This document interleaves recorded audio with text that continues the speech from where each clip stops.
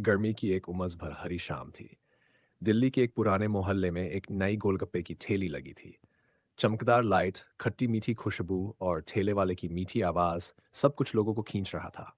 पर एक अजीब बात थी। उस ठेले पर सिर्फ शाम के 7 से 9 बजे तक ही गोलगप्पे मिलते थे और उसके बाद वो गोलगप्पे वाला गायब हो जाता था। अजीब शुरुआत। एक दिन रिया और उसका दोस्त साहिल मजाक मजाक में उस ठेले से गोलगप्पे खाने गए। गोलगप्पे स्वाद में इतने जबरदस्त थे कि रिया ने 6 प्लेट खा ली। लेकिन रात होते ही रिया की तबीयत बिगड़ने लगी। उसे उलझन, बेचैनी और बार बार एक ही सपना आने लगा। सपना।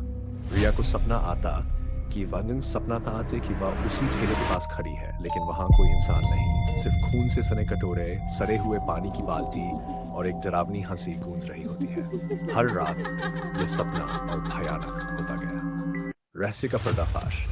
साहिल ने तहकीकात शुरू की। मोहल्ले के बुजुर्गों ने बताया कि 10 साल पहले उसी जगह एक गोलगप्पे वाला था जो बच्चों को गोलगप्पे में नशा मिलाकर अगवा करता था। एक दिन उसकी पोल खुली और भीड़ ने उसे पीट पीट कर मार डाला। तब से उसकी आत्मा भटक रही है और हर कुछ सालों में किसी नए रूप में लौटती है। बस ठेले, चमकती लाइट और खतरनाक गोलगप्पों के साथ। अंत। रिया की हालत बिगड़ती गई। एक तांत्रिक बुलाया गया जिसने बताया कि रिया ने उस आत्मा का प्रसाद खा लिया है। अगर वह दोबारा उस ठेले पर जाकर आत्मा को गोलगप्पे वापस नहीं करेगी तो उसकी आत्मा को भी वहीं कैद कर लिया जाएगा।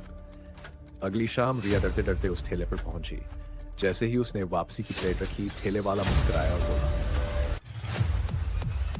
पर अगली बार कोई और आएगा। और वह ठेला उसी तरह गायब हो गया जैसे कभी था ही नहीं। सीख। हर चमकती चीज स्वादिष्ट नहीं होती। जरा सोचिए, कहीं आपके मोहल्ले के गोलगप्पे वाला भी कुछ ज्यादा स्वाद तो नहीं दे रहा।